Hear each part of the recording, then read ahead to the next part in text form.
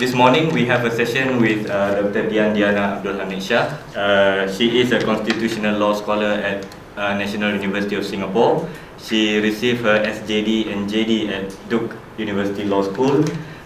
Today her presentation will be about the issue of religious freedom in Malaysia and Indonesia.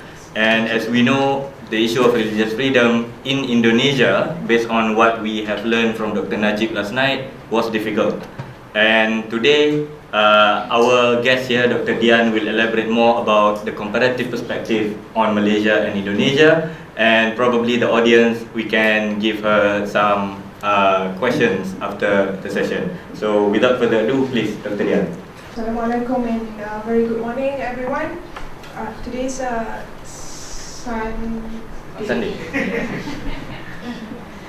It's nice to see a nice turnout on Sunday morning. People are obviously very hardworking. I'm a bit spaced out and confused with my time zones and days and dates because I've been traveling. And I'm not a morning person. And I'm very heavily jet lagged, so I only do this for Dr. Farouk because he requested. I only do 9 a.m. presentations for Dr. Farouk. If you know my colleagues in NUS, they know that Dian, we don't put her in 9 a.m. sessions because there are going to be problems. But here, okay, it's fine. I'll do it and I'll try to be coherent. So this is an interesting topic and we're in interesting times. Obviously for law and religion researchers like myself, some of the issues that have been playing out, especially over the past maybe 4 or 5 years, these are very interesting. But maybe from the perspective of activists or human rights advocates, things look a little bit grim and depressing. But I want to begin by highlighting some significant events. And I like this session to be quite interactive, yeah? So if you have any questions, just feel free to put up your hand and ask me accordingly. So from the perspective of Indonesia, I'm going to focus my talk today on Malaysia and Indonesia. But I will draw some examples from other countries in the region to show you that the problems that we see in Malaysia and Indonesia, they're not exclusive or unique to these countries. There are similar patterns and trends going on elsewhere. And as a scholar and researcher, my colleagues and I, what we've been trying to do is try to unpack these trends and try to see or try to map what is happening and why. Of course, as I said, we have the religiously charged and very divisive elections, first with the gubernatorial elections in Jakarta, where the former governor Ahok, as you know, he is a double minority, a Chinese and Christian. He was defeated, and in the lead up to the elections, he was dragged by this criminal prosecution for blasphemy. And then subsequently, earlier this year, maybe a few months ago in April, we have also a very divisive and religiously charged elections, presidential elections in Indonesia. And on top of this, you see continuing persecution of religious minorities as well as Muslim minorities. And this includes ongoing issues with the building of houses of worship, arrests under the blasphemy law. There's one case, for instance, a Buddhist woman in Indonesia was arrested and charged because she said maybe the loudspeakers from the mosque, maybe it's a bit too loud.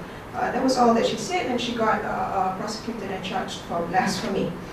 Also, proliferation of regulations or bylaws in different provinces and districts in Indonesia that seek to define or control religious observance and also religious practice.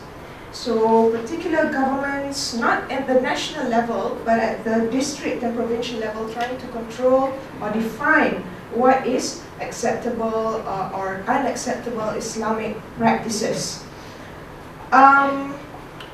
But these religious regulations, usually they're not painted as or called religious regulations. but rather they're packaged as regulations to protect public order. Okay, so we have these sorts of issues in Indonesia. Now across the Java Sea, we come to Malaysia. Past few months alone, I think as Malaysians we've seen very heightened religious tensions, and I think it's probably the most intense we've seen over the past few years.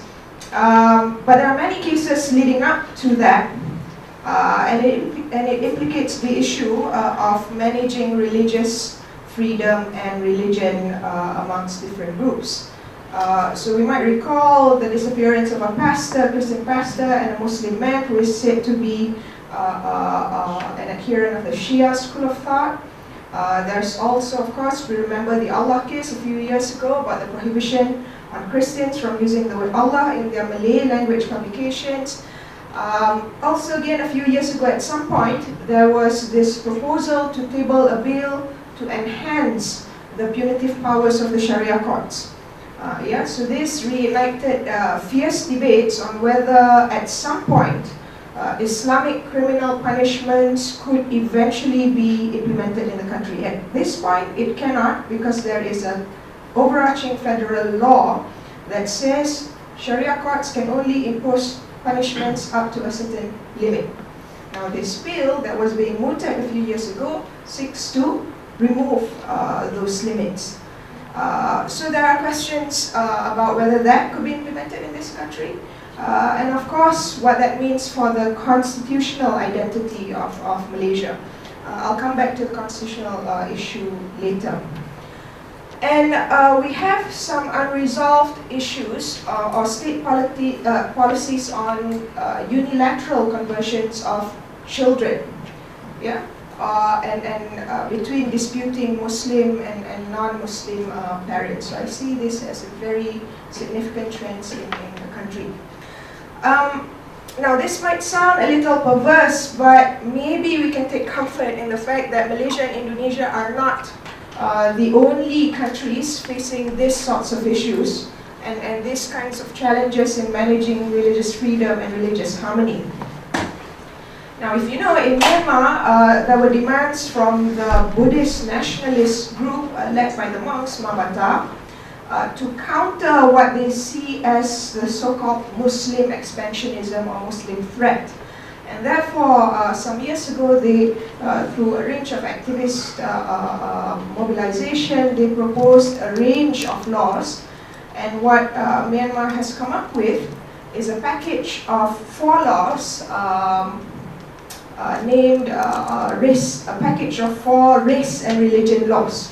And these are laws on, 1, restricting religious conversion, essentially targeting conversions from Buddhism to Islam. There's also a law to restrict interfaith marriage, again, targeting marriages between a Buddhist man or a Buddhist woman and a Muslim man or a Muslim woman. The third law is a law enforcing monogamy under the pretext that, you know, Muslims, they like to practice polygamy, so we're going to put a stop to this by enforcing monogamy in this country. And finally, a law on population control. Again, because of this idea that Muslims are expanding in numbers and that they have to put a stop to this Muslim expansionism. Similarly, in another Buddhist majority country, in Sri Lanka, we see similar trends as well. The perception that minority Muslims and minority Christians are growing in numbers, and hence they pose a threat to the existence of the majority Sinhala Buddhists. Sinhala Buddhists are about 70% of the population in Sri Lanka. Muslims maybe about 9 to 10%. Christians also about 9 to 10%. So this has led to issues such as the anti-halal campaign, this was a few years ago as well, attacks against churches and mosques, and also several anti-Muslim riots in Sri Lanka over the past 1.5 to 2 years or so. Now, just to show you a snapshot of this report by the Pew Forum on Religion. So they've come up with these numbers on 1, government restrictions on religion, and 2, social hostilities on religion. Government restrictions on religion, it's very straightforward to measure the extent to which the state or the government regulates religion. And social hostilities involving religion, essentially to map or to measure the extent of religious violence in the community. Okay, so if you have a look at that, you can see that restrictions or regulation on religion is quite high in Malaysia and Indonesia. Social hostilities, thankfully in Malaysia we've been spared from wide-scale religious violence, but we see that's more of a problem in countries like Indonesia and Sri Lanka. Now, what do all these examples have in common? I want to suggest a few things. The first is that they're linked to the growing mobilization of religious populism and religious nationalist sentiments on the ground. And sometimes these are supported and driven by the state and the government. Now these movements, they have the tendency to presume that they speak for the majority or for the people. And in the right-wing strain, as we find in Malaysia, Myanmar, Indonesia, and other similarly situated countries like Sri Lanka, these movements, they present a threat to religious freedom and human rights guarantees in the Constitution, and more specifically to the protection of minorities. We could also see these patterns as a sign that a rule of force or rule by mob is prevailing over the rule of law. And a lot of these sentiments are fueled by suspicions of the other. So in countries like Myanmar and Sri Lanka, for example, these are Buddhist majority countries, there's a fear of Islamization, or that Muslims, as I said earlier, are expanding in numbers and that they will eventually displace the majority. And this idea, or this belief, perception, it has driven some of the most violent persecution against religious minorities in Myanmar and Sri Lanka. And there are similar trends going on in Malaysia and Indonesia as well, this suspicions of a Christianization agenda. Now, there are of course disgruntled sections of the majority. They feel that their existence is under some kind of threat. So it's usually the 70 or the 60% feeling that they're under threat by this group of 9 or 10%. And also the perception that minorities have been economically more well off. And if they are already controlling the economy, then they should not be so greedy as to want to dominate the political discourse too. And the notion of minorities as ungrateful guests, while the majority have been the generous hosts who have accepted these minorities into their land. So this is evident, for example, in Myanmar during and after the sectarian violence in the Rakhine state in 2012-2014. You see the same kinds of arguments being used against Muslims. And you see in Malaysia, it's a continuing expression that's being used by particular Malay Muslim nationalists in response to pushbacks from minorities against discrimination. So it's common to hear, as you know, of Malay nationalists referring to minorities as pendatang or foreigners. So this dangerous concoction of passions and frustrations, this majority with a minority mentality, the idea of a foreign threat, strong nationalist undertones, these have become the major driving force of events in all of the countries that we've looked at. Again, as I emphasized, not only Malaysia and Indonesia, but similar trends in Sri Lanka and Myanmar as well. Now I'm going to move into the legal context. I'm a lawyer by training, as you know, and so to understand all of this, I think it's very important to have a sense of the legal environment that we are working with in this country. So I'll focus on Malaysia and Indonesia. We know Article 3 establishes Islam as the religion of the Federation. That's Article 3.1, but other religions may be practiced in peace and harmony in any part of the Federation. But one provision that's often forgotten is Article 3.4, which says that nothing in this article shall derogate from any other provision in the Constitution. What this means is that despite the establishment of Islam as the religion of the Federation, this will not and should not trump other provisions in the Constitution, and that includes provisions guaranteeing religious freedom and also the rights of all groups, including minorities in the country. And this is very important because Article 3.4 is often forgotten when we talk about the role of Islam as the religion of the Federation. Now, Article 3.4 is also a means of expressing the Founding Fathers' intent that when we set up Article 3, providing Islam as a religion of the Federation, this does not mean that we are setting up an Islamic state, and it does not mean that the rights of the minorities will be forgotten or put aside. And this is not my interpretation or what I'm saying. This is evident in the historical documents. If you dig up in the archives, this is all very clear and obvious. Article 29, as you see in Indonesia, the state is based on belief in one and only God, and the state guarantees all persons the freedom of worship, each according to his or her religion or belief. Now, if you see, what's interesting here is that we have two Muslim majority countries, but nonetheless they have adopted different approaches on how to deal with religion, right? On the one hand, you have Malaysia as a result of the compromises at that time in 1957. The political leaders thought that no, we cannot forget or we cannot disregard the demands of the Malays, represented by UMNO, wanting some kind of recognition of Islam in the Constitution, so we will give them that, but in exchange with guarantees that this will not trump on the rights of other citizens. There are similar forces in Indonesia as well.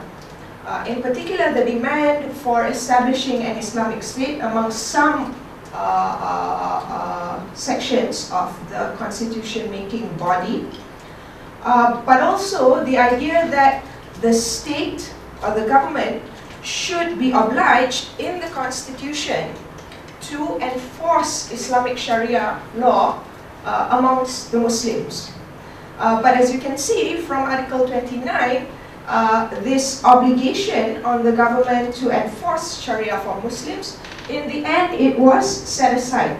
It was not incorporated in the Constitution because it was thought that the Constitution should not distinguish between the majority and the minority. And this despite, at the moment of independence, there were almost 90% Muslims in Indonesia. But they settled for a relatively, I would say, neutral but pan-religious arrangement, so that it incorporates or it brings together everyone in Indonesia under this rather vague formulation of what religion should be, or rather how the state should accommodate religion in the Constitution.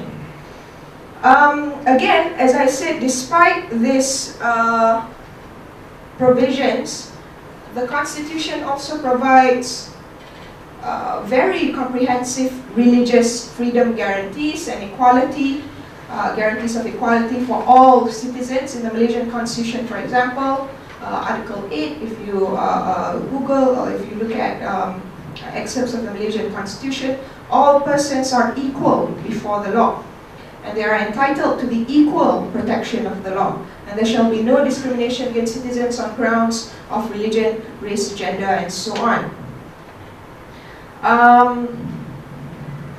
Of course, despite all these very rosy and nice provisions, what happens in practice is a little more complicated. So now we'll move on to looking at some of the issues. What are the complications and challenges? For the purposes of this presentation, I want to suggest that we look at the challenges in 3 ways. The first is this different visions of religious freedom. Now, it's somewhat ironic, perhaps, to human rights activists or religious freedom activists, that when you find challenges against religious freedom, these challenges are typically couched in arguments based or claims based on religious freedom. Now, what do I mean by this? Basically, there are different and competing claims on religious freedom from different groups in the society. So, for instance, religious freedom can or has been interpreted as the right to be free from the religious influence of others or from other religions, or the right to be free from being offended.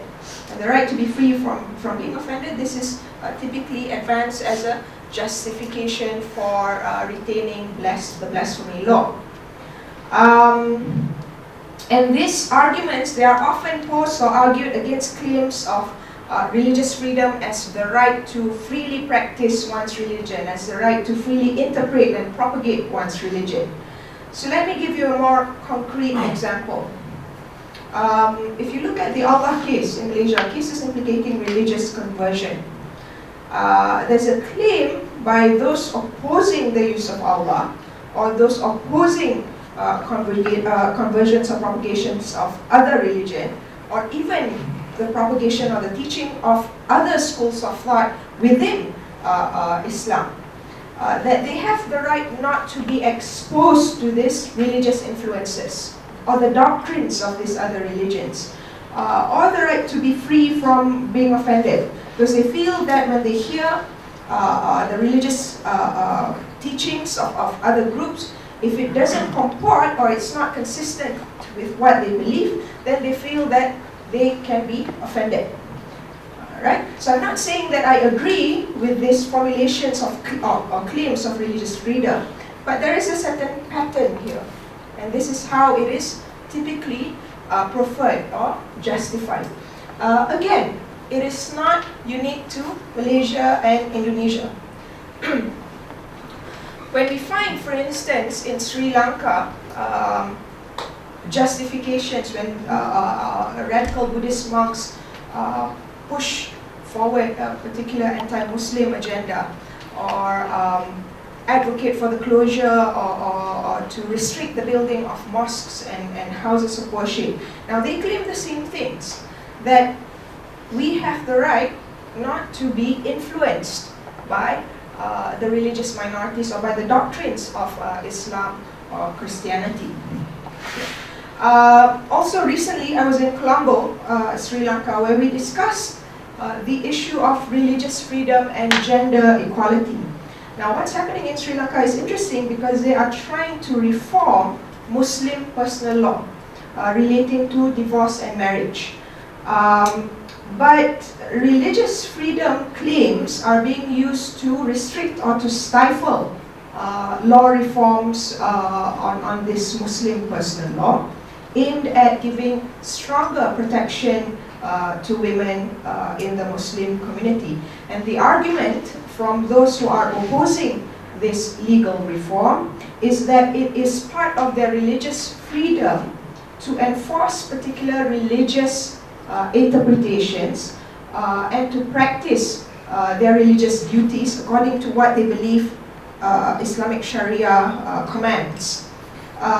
So the idea is that if you have reforms that go against our interpretation or our duties to uphold a particular interpretation of Sharia, then that is against religious freedom. So there's a lot of this tension going on in Sri Lanka right now. The kinds of issues that they are debating for reform to protect women's rights in Sri Lanka, Malaysia is far ahead now.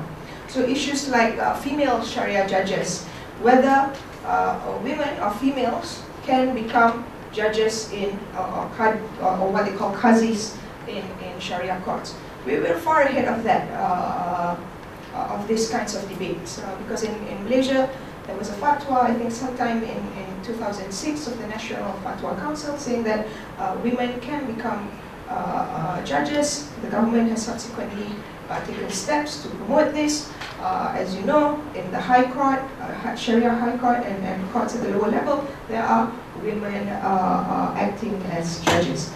Also, another issue is conditions for polygamy. So, at the moment, polygamy is, you can engage in polygamy with no conditions.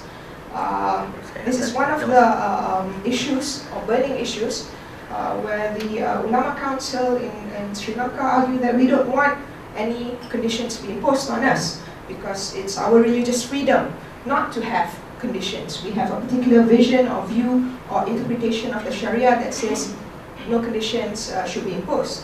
But again, in Muslim majority countries like Malaysia and Indonesia, we now see there are actually conditions if you do want to practice polygamy, one of which is that you have to get court approval, and the court will assess a list of factors in order to see whether, as a man, you are fit to practice polygamy.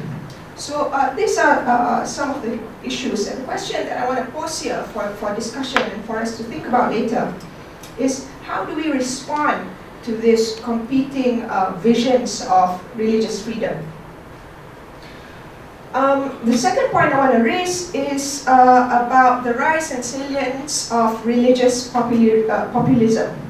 And to recognize the salience or the importance of populism in lawmaking and policy making. Because as we know, populism or populist policies has often led to problematic laws targeting minorities. Again, I'll bring this up. I'm actually quite bored of this case, but it's interesting. The Allah case. And if we have Indonesians in the room, they usually love this case because it makes Malaysians look quite stupid. But actually, it's important. This case is important because 3 or 4 years on, after the courts have ruled on this case, this continues to be the case that defines the boundaries of religious freedom in Malaysia when it is perceived that Islamic interests are at stake. So again, to simplify the facts, as you know, it's a case concerning the prohibition of the use of Allah as a reference to God in a weekly Catholic publication. It's Malay language publication.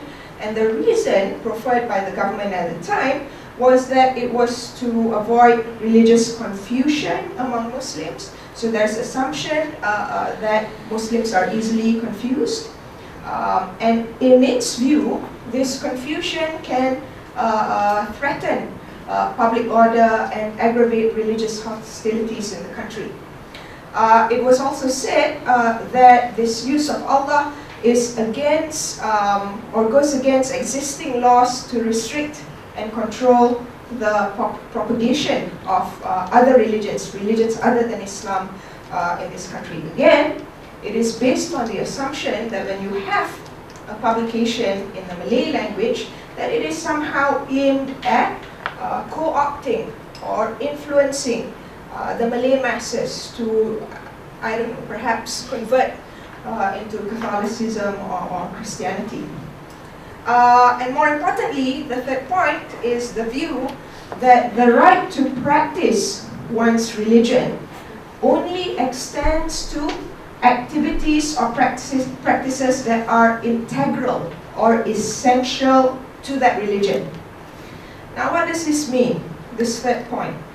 It means that the state or the government gets into the business of defining what religious practices are important. And the question for us to think about here is whether the state or the government should be in that position of defining whether a religious practice is important to a particular religion or not. So in this case, it says use of Allah, not important, not integral to Christianity. And if you read the judgment, the court actually referred to its Google search of Christian history. It's quite interesting. And from a legal scholar's perspective, you kind of look at this and you facepalm moment. Yeah, so that's for the Allah case. But there are other cases in Malaysia. So, for instance, about 10 or 20 years ago, there were two cases. One about a boy who wanted to wear a serban to school, primary school, if I'm not mistaken, and also a civil servant who wanted to wear the purdah to work. And again, this kind of doctrine, the doctrine that the state will enforce religious practices that are integral to the religion, this was used in those two cases as well. So in those two cases, the court decided wearing of purdah, wearing of serban, not important, not integral to the religion, and therefore these are practices that can be restricted. So maybe these are some of the issues that we can discuss. Unilateral conversions, which has been a critical issue in Malaysia. Now, what typically happens is this. There's a breakdown in marriage that was initially contracted as a non-Muslim marriage. One spouse, typically the husband, converts to Islam. He then converts his children without the knowledge of the wife, and then he obtains the custody of the children in the Sharia court, but the wife has no way of challenging that custody order because non-Muslims are not under the jurisdiction of the Sharia courts. Now, the question of conversion of children is this: can one parent convert a child or the children arising from the marriage without the consent or the knowledge of the other parent? Right? So this is one question. And do such conversions violate the non-consenting parent's religious freedom? And if such conversions take place anyway, how can the non-consenting, usually non-Muslim parent challenge this conversion? And who now has the custody of these converted children? Because when the non-consenting or the non-Muslim parents go to the civil court says custody is in your hands. But then there's a conflicting order coming out of the Sharia court saying custody is under in the hands of the father. So we are faced with conflicting court decisions. Husband then absconds, disappears with the children. Now, this has been resolved by the federal court in the Indira Gandhi case, but maybe in the last month or so, there are a few alarm bells ringing because the Selangor State Assembly attempted to table a bill that goes against the very fundamental principles that have been laid down by the federal court in Indira Gandhi. Okay, so that's for Malaysia. Now we move to Indonesia for a moment. Blasphemy law, which has been overwhelmingly used not only against non-Muslims but also against Muslims, particularly Muslim minorities. And by Muslim minorities, I'm raising the issue for Muslims or particular sects or schools of thought in Islam. For instance, the Shias or the Ahmadis. Now, this law was challenged in the Indonesian Constitutional Court in 2009. The court said, no problem with this law, it's constitutional. And one of the reasons given by the court was that if we do not have the blasphemy law, then the religious vigilantes will go out of control, they will take matters into their own hands, and then this will spark public disorder and religious violence. So this is an instance of the court pandering to majoritarian sentiments. But its approach has actually not solved these cases of persecution or violence against religious minorities. The blasphemy law, as you might know, has been used as a tool in the grassroots campaigns against the former Jakarta Governor, Basuki Cahayapurnama, or known as Ahok. It's led by the right-wing organization Islamic Defenders Front, or locally known as FPI or FPI. And it is an organization claiming that Indonesians want and should live under a broad-based Sharia law. Now this group has support from sections of the military and also political elite in Indonesia who are unhappy with the current president.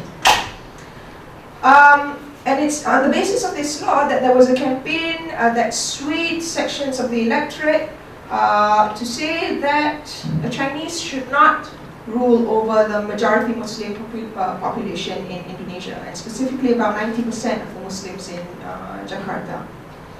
And we also in Indonesia find continuing disputes on houses of worship, and typically, again, populism. It's based on the popular objection in a particular area.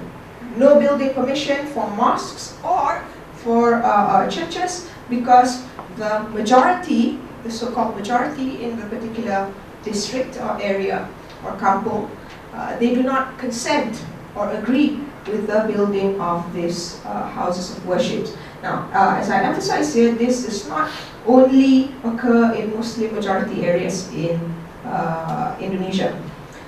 There's a case in East Nusa Tenggara, in I think it's the city is Ende, E-N-D-E.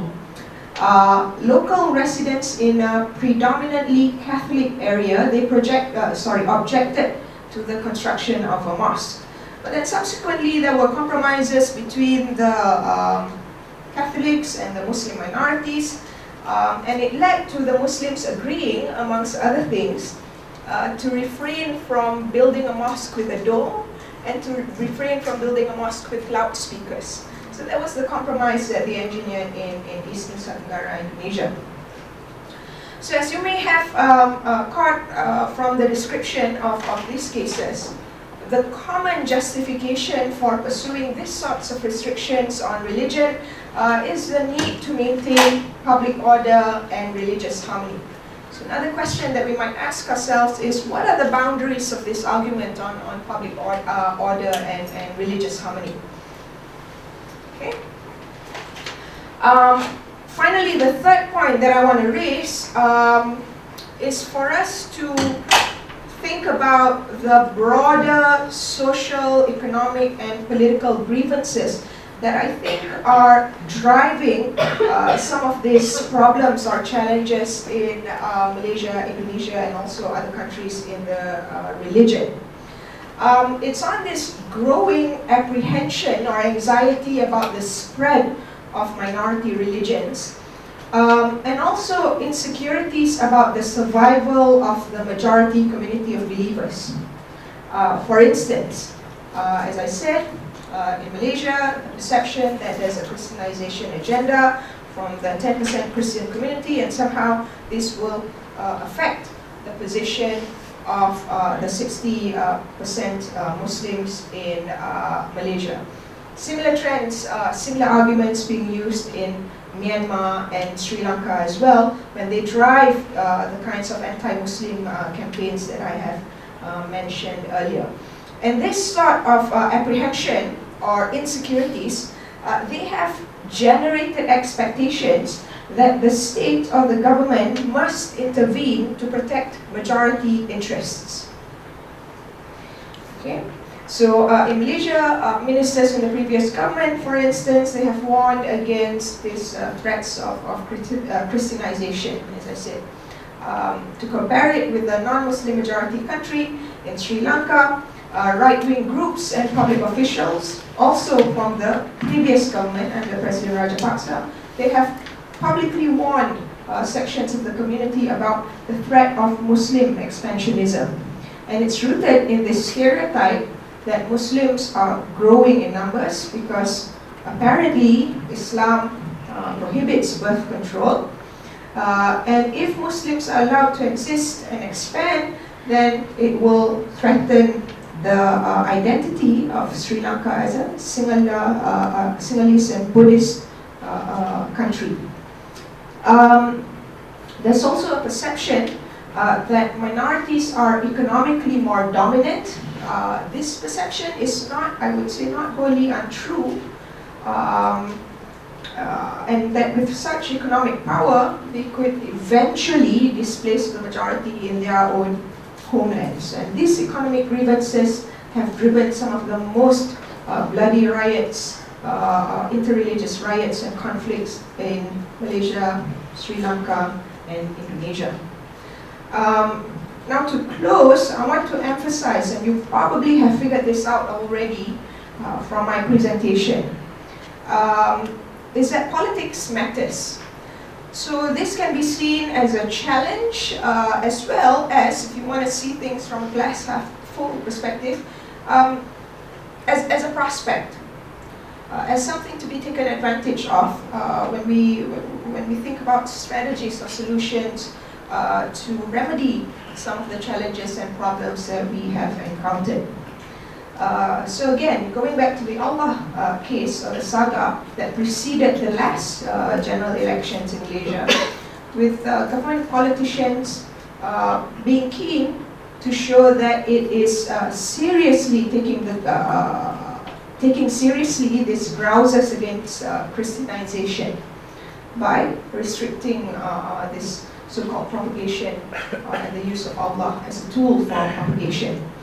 Prior to that, as we know, there has been no issue because Allah has been used in Malay language Bibles and publications for the longest of time in Malaysia. And it's also interesting that we think about politics and we think about populism. There was a survey ran by the Merdeka Center some years ago, and it showed that 80% of Malay Muslims reject the right of Christians to use the word Allah in publications. Okay, so this is quite interesting. On the issue of child conversion in Malaysia, again, to show how politics can shape lawmaking and policy making. Now, again, a few years ago, the cabinet has actually issued a moratorium on unilateral conversion of children. Unilateral meaning conversion without the agreement of the other spouse. And this cabinet directive also decided or stated that when a marriage breaks down, the children from that marriage must maintain the religion that was professed by both the parents during the marriage itself. In November 2016, a bill was tabled in Parliament to amend the Law, Marriage and Divorce Reform Act 1976, which included provisions requiring both parents in a civil marriage to consent to a child's conversion into Islam, and that a child will remain in the religion of his or her parents at the time of marriage, the time that the initial marriage was registered. When the Parliament passed the bill in August 2017, so about 8 months later, suddenly this provision that would have invalidated unilateral conversions of children, this provision was missing. It was in the bill tabled before Parliament, and then in the end, when the law was passed, poof, it's gone. And the story was that in the lead up to the parliamentary sitting leading to the passing of this law, there were pressure groups who were opposed to the introduction of the provision, and also other amendments that were perceived as diluting the Sharia court's powers and by implication diluting the preeminence of Islam in the country. There was also a retired federal court judge who argued that the provision was unconstitutional because it prohibits a child from converting to Islam. So the inability or unwillingness to resolve these child conversion issues, it could be seen as a consequence of a decades-long state-driven political project involving Islam for political gain or political purposes. And also to construct this cohesive loyal and homogenized Malay Muslim majority. And that is central to this political project. So after this law was passed, the minister in charge of legal affairs at that time, she came out and said that in whatever the government does, it will not sacrifice the interests of Islam. So clearly she was speaking to a particular section of the electorate. And as I said earlier in my presentation, we see a similar pattern also in non-Muslim majority countries.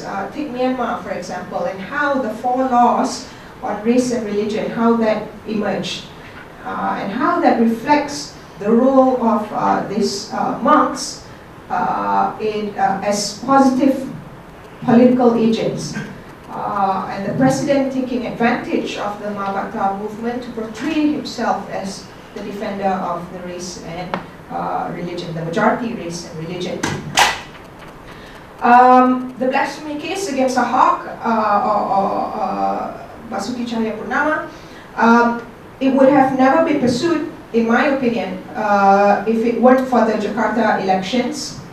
Ultimately, this became narrow nationalism based largely on religious identity, and that seems to be increasingly attractive to voters. So religious campaigning in the Ahok case proved really to be profitable. Yeah, he was defeated in the elections by a candidate who openly supported or patronized the hardline religious organizations who were mobilizing these masses on the streets in the lead up to Ahok's conviction. So I'll end here for now. And I hope this will give us some points for discussion later on. So thank you for your attention, and we'll talk more in the subsequent section. Thank you.